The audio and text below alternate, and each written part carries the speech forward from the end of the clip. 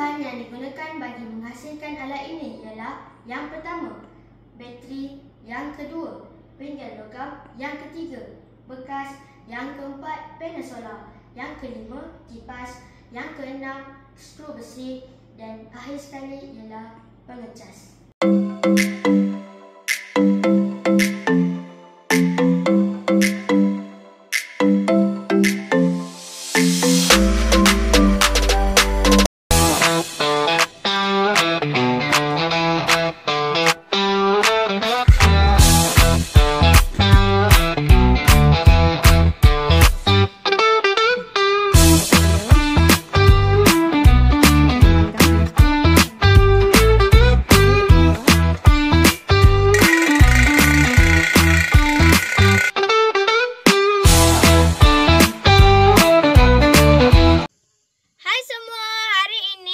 Berada di ladang kelapa sawit untuk demonstrasi penggunaan SPC.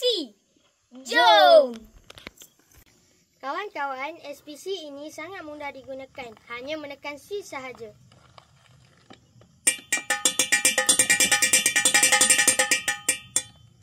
Apabila kipas ini berputar, ianya akan mengeluarkan bunyi yang kuat hasil ketukan skru besi dan pinggan logam.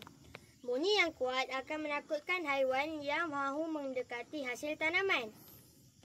Harapan kami ialah dengan adanya SPC ini dapat membantu para petani mengurangkan kerugian akibat ancaman haiwan perosak.